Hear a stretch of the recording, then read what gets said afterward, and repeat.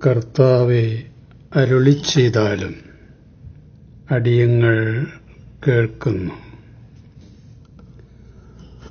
മക്കളെ, കോപവും ക്രോധവും പ്രതികാരവും മനസ്സിൽ വൻവിനയായി ആളിക്കത്തുമ്പോൾ ആത്മസംയമനം കൈവിട്ടുപോകും.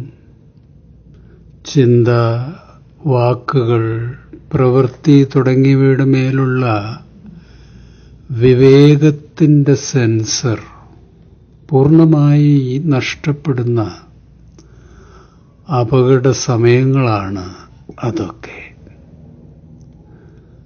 നേടിയ വിദ്യാഭ്യാസവും അറിവും വ്യക്തിത്വ സവിശേഷതകളും കോപവികാരത്തീയിൽ കരിഞ്ഞു പോകും.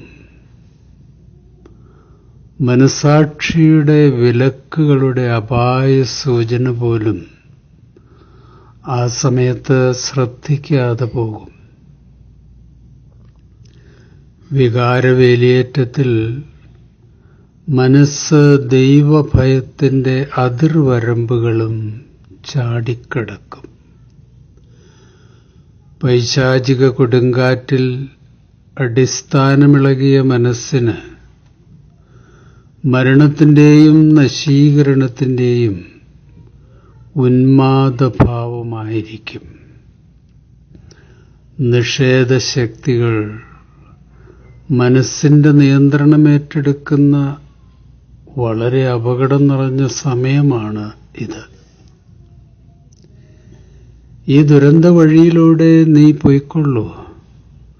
നീ ധീരയോദ്ധാവാണ്. വിജയം നിനക്കാണ്. നിന്റെ പക്ഷത്താണ് ശരി എന്നൊക്കെ സംഹാര തേരോട്ടത്തിലോടുന്ന മനസ്സ് പറയും. അരുത് മക്കളെ, ആ വഴി പോകരുത്. ഈ നാശത്തിൻ്റെ വഴിയെ ഓടിയ കയീനും ശൗൽ രാജാവിനും അബ്ശലോമിനും യൂദാസിനുമൊക്കെ സംഭവിച്ച ദുരന്തങ്ങൾ മക്കളുടെ ഓർമ്മയിൽ എപ്പോഴും ഉണ്ടായിരിക്കണം.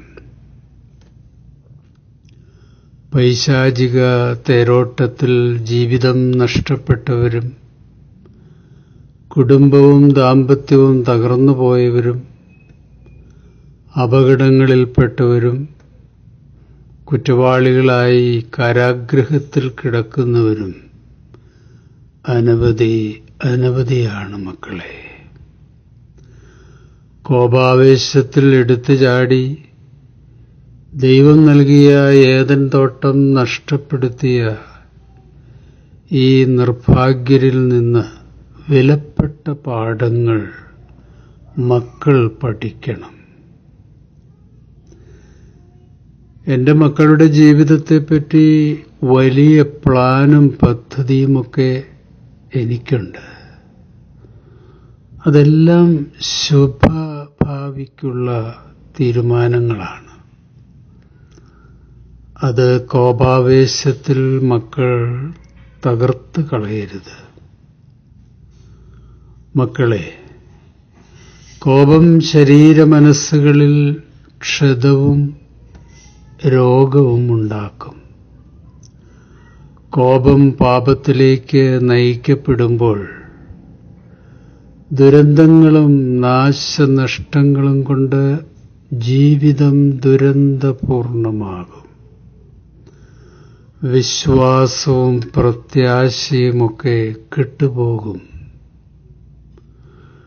ലോകത്തേക്കാൾ വിലയുള്ള ആത്മാവിനെ ദുഃഖിപ്പിക്കുകയും കൊല്ലുകയും ചെയ്യുന്ന അപകടകാരിയായ കോപത്തിൽ നിന്ന് മക്കളെപ്പോഴും അകന്നിരിക്കണം.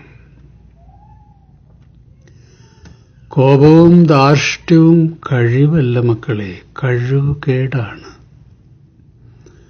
പൈശാചിക കോപം കൊണ്ട് ആരും ഇതുവരെ ഒന്നും നേടിയിട്ടില്ല. കോപം മറ്റുള്ളവരുടെ സ്വാതന്ത്ര്യത്തിലേക്കും അവകാശത്തിലേക്കും സ്വകാര്യതയിലേക്കുമുള്ള കടന്നുകയറ്റമാണ്. കോപം കൊണ്ട് ആരെയും തിരുത്തുവാനും നന്നാക്കുവാനും കഴിയില്ല. ദോഷത്തിന്റെ കണക്ക് സൂക്ഷിക്കാത്ത സ്നേഹത്തിന് മാത്രമേ മറ്റുള്ളവരിൽ ഗുണപരമായ സ്വാധീനമുണ്ടാക്കാൻ കഴിയൂ. കോപത്തിൽ മനസ്സും ചിന്തകളും വികാരങ്ങളും ഇളകിമറിയുമ്പോൾ ഒരേ ഒരു നിമിഷത്തെ ക്ഷമ 1000 ദുഃഖങ്ങളും ദുരന്തങ്ങളും ഒഴിവാക്കുവാൻ സഹായിക്കും.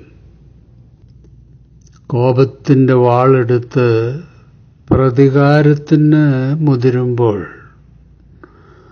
പത്രോസ് അപ്പോസ്തലന് കൊടുത്ത ഉപദേശം മക്കൾ എപ്പോഴും ഓർക്കണം. വാൾ ഉറയിൽ ഇടുക. വാളെടുക്കുന്നവൻ വാളാൽ നശിക്കും. സങ്കീർത്തനം 37 8-ാം വാക്യം. കോപത്തിൽ നിന്ന് അകന്നു നിൽക്കുക, ക്രോധം വെടിയുക, പരിഭ്രമിക്കാതിരിക്കുക. അത് തിന്മയിലേക്ക് മാത്രമേ നയിക്കൂ. സദൃശവാക്യം 15-ാം അധ്യായം 1-ാം വാക്യം. സൗമ്യമായ മറുപടി ക്രോധം ശമിപ്പിക്കുന്നു. പരുഷമായ വാക്ക് കോപം ഇളക്കിവിടുന്നു. 37-ാം സങ്കീർത്തനം. കോപത്തിൽ നിന്ന് അകന്നു നിൽക്കുക, ക്രോധം വെടിയുക, പരിഭ്രമിക്കാതിരിക്കുക. അത് തിന്മയിലേക്ക് മാത്രമേ നയിക്കൂ. ദുഷ്ടർ വിച്ഛേദിക്കപ്പെടും. കർത്താവിനെ കാത്തിരിക്കുന്നവർ ഭൂമി കൈവശമാക്കും. 86-ാം സങ്കീർത്തനം. കർത്താവേ, അങ്ങ് കാരുണ്യവാനും കൃപാനിധിയുമായ ദൈവമാണ്. അങ്ങ് ക്ഷമാശീലനും സ്നേഹസമ്പന്നനും വിശ്വസ്തനുമാണ്. ഈ തിരുവചനങ്ങളാൽ ദൈവം നമ്മുടെ ആത്മശരീര മനസ്സുകളെ ശാന്തമാക്കട്ടെ. പാപവും കോപവും സൗഖ്യമാക്കുന്ന ദിവ്യസ്നേഹവും സ്വർഗീയ സമാധാനവും യേശുകർത്താവിൻ്റെ പുണ്യരക്തവും കൊണ്ട് നമ്മുടെ വികാരങ്ങളെയും ചിന്തകളെയും കഴുകി ശുദ്ധമാക്കട്ടെ, സൗഖ്യമാക്കട്ടെ. ശുഭാശംസകളോടെ എ പി ജോർജച്ചൻ.